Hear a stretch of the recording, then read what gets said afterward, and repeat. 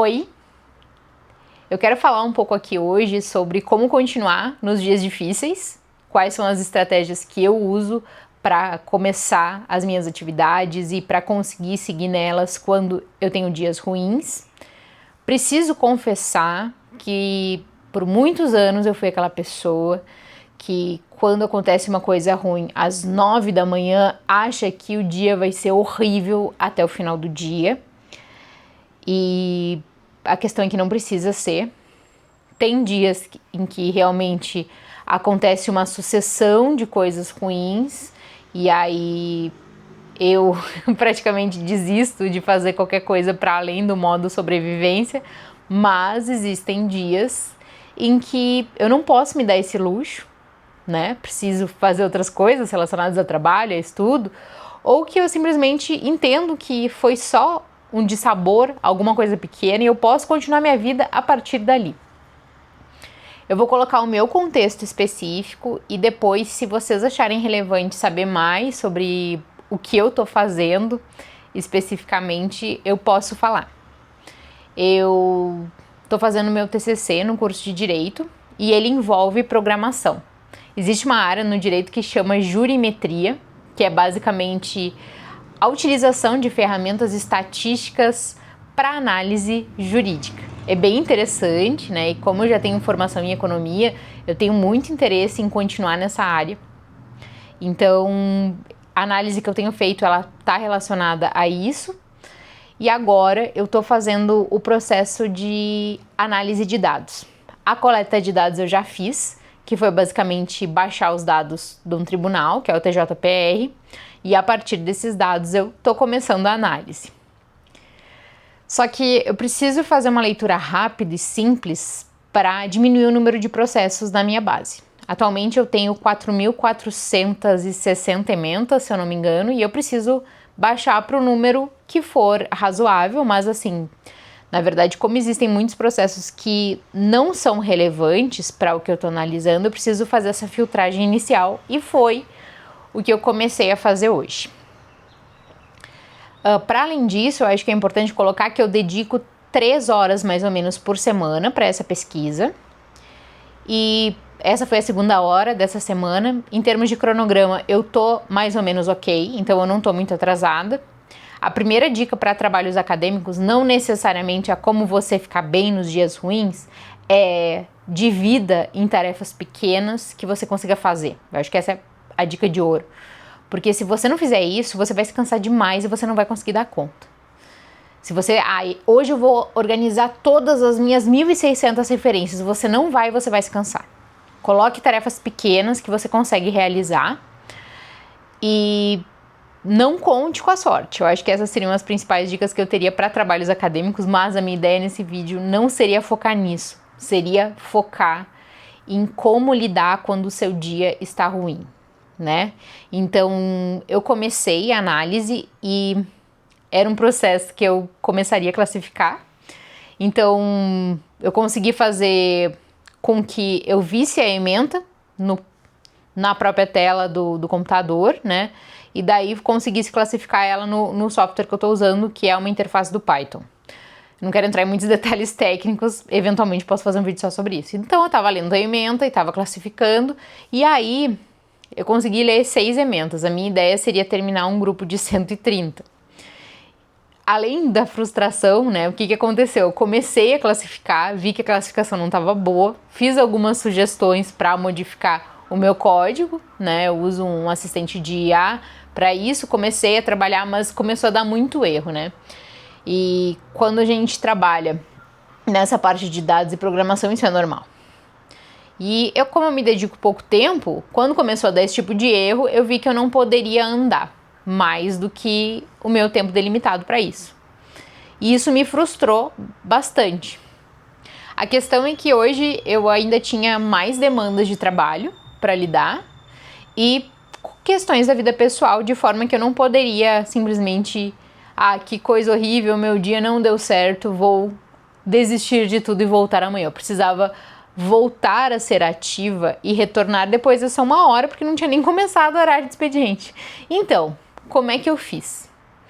Nesse caso específico, eu entendi que, na verdade, o fato de eu não ter encontrado as respostas que eu queria ou avançado o tanto que eu queria não foi necessariamente ruim, porque no final eu consegui já implementar uma solução que vai funcionar pelo menos temporariamente. Então amanhã, se eu tiver tempo, eu vou continuar analisando as 130 emendas desse conjunto de 4.000 para conseguir ver se essas realmente eu posso mandar embora. E eu consegui avançar no sentido de que eu tenho uma parte do programa que agora funciona. A vantagem da programação, principalmente quando a gente está lidando com erros, eu acho que é essa. No momento que eu consegui ver que as soluções que eu implementei antes não foram boas, pelo menos eu já sei disso. Então eu tenho conhecimento de que algumas coisas não funcionam. E isso é bom, porque essas coisas eu já tentei. Por mais que seja muito interessante e muito agradável quando a gente consegue ser bem sucedido numa primeira tentativa, eventualmente isso pode não acontecer. E a gente não pode desistir porque a gente não foi bem sucedido na primeira tentativa. Eu falei um pouco aqui já sobre o andar do bêbado e sobre a questão da aleatoriedade, e no livro realmente traz essa ideia de que pra gente ser bem sucedido, a gente tem que continuar tentando. Então a primeira coisa é essa: no momento que a gente, tendo um problema, a gente tentou algumas coisas e essas coisas deram errado, pelo menos essa resposta a gente tem, né? Então a gente não tá no ponto zero. Por mais que a gente não tenha respondido, né? No caso, eu não consegui terminar o que eu me propus a fazer, que seria analisar 130 emendas. Mas eu consegui entender que amanhã, muito provavelmente, ou na próxima vez que eu for me dedicar, eu consigo analisar essas 130 emendas, porque os problemas que me fizeram eu não conseguir analisar, elas hoje foram resolvidos. Então eu avancei.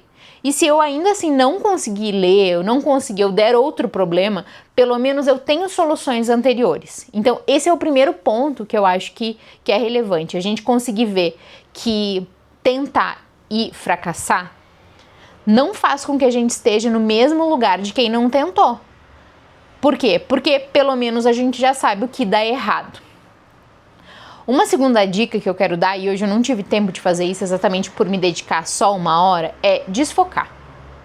Então, assim, se você tem uma tarde para dedicar a uma tarefa e você nos primeiros 15 minutos já começou a dar pau e dar errado, e você já tá naquela de, acho que hoje vai ser um dia daqueles, uma coisa legal para fazer é desfocar um pouquinho.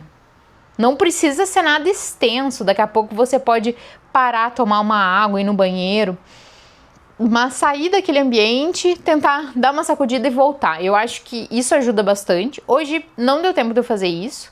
Quando começou a dar os problemas, já tinha passado uns 20 minutos e eu fiquei em cima deles. Talvez se eu tivesse saído antes, eu poderia ter tido uma solução melhor. A segunda coisa é pensar no mínimo viável. Nem todos os dias são bons. Então, é óbvio que se a gente teve um dia muito excepcional, eventualmente por conta do fenômeno da regressão à média, que eu também falei no andar do bêbado, a gente vai ter dias que não vão ser tão excepcionais. Então, assim como a gente tem que agradecer pelos dias bons, quando tem os dias ruins, é importante que a gente também entenda que eles vão acontecer, pensar se a gente fez o mínimo, e se a gente fez o mínimo, talvez se dedicar a outra coisa. No meu caso, eu queria muito fechar essa ponta que eu consegui para conseguir seguir o meu dia. Porque os problemas da programação, né, especificamente eu trabalho mais com a área de dados, não com programação. Quando eles ficam ali, é tipo aquele final do episódio que você termina e tá... O que vai acontecer agora? Muito surpreso. E quando isso acontece, muitas vezes a gente não consegue tirar da cabeça o que a gente tá pensando, e isso é horrível, porque tudo que você quer é fechar e seguir sua vida, né? E não pensar mais naquele problema que tá ali. Então, se você chegar nessa situação, você já fez o mínimo, você não deixou a ponta solta, o que eu faria? Eu colocaria uma nota mental, ou uma nota escrita mesmo, dizendo tudo que eu já fiz, tudo que eu tentei e deu errado, e se eu tiver alguma sugestão do que fazer também. Porque com isso, quando você voltar para aquele problema, que você vai chegar e ver a ponta solta, você tem da onde sair. Se você fizer esse raciocínio, pode ser num e-mail, pode ser num post-it, pode ser no próprio código. Se você está usando daqui a pouco, que nem eu estou usando o Colab, dá para você escrever no Colab mesmo, ó, aqui ó, eu aqui tentei XYZ e não deu certo. Amanhã eu acho que uma abordagem começando por H daria. Eu acho que é uma boa tática para quem já fez o mínimo, tá de saco cheio e vai deixar a ponta solta mesmo, né? Então, uma boa ideia seria sintetiza o que você já escreveu, né, o que você já fez, e a partir daí você sabe para onde seguir. O que eu já falei antes, a lógica de pelo menos o que dá errado você já viu, né, quando você chega a uma solução que não termina o problema, que é o meu caso, mas você já eliminou algumas coisas e agora o que falta é mais trabalho braçal, pelo menos você já chegou na fase de ter eliminado algumas coisas. É muito acima de quem tá com o problema começando. E por fim, desista, né?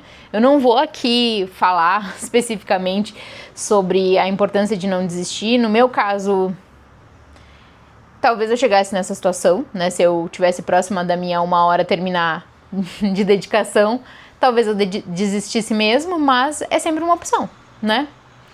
Mas eu acho que mais importante que desistir dos projetos é lembrar que muito poucas pessoas são bem-sucedidas na primeira tentativa. E para além disso, dias ruins vão acontecer, eles vão estar aí para nos acompanhar, a gente vai ter noites ruins de sono, a gente vai ter problemas que vão afetar.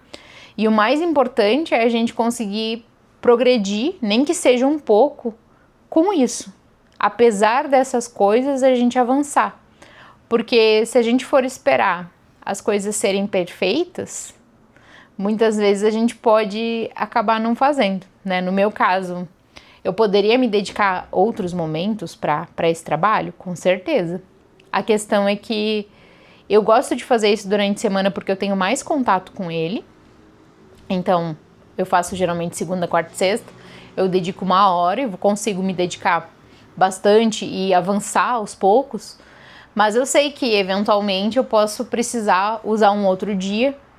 Eu só não quero deixar nessa situação de eu preciso ter um cenário ideal, de dedicar 4 horas sem interrupção, porque essa situação me deixaria somente com os finais de semana, o que seria muito custoso para mim, e para além disso, talvez eu não chegasse no resultado adequado. Então, mesmo no final de semana, eu posso ter um dia não ruim, e aí dedicar todas essas horas juntas é mais problemático.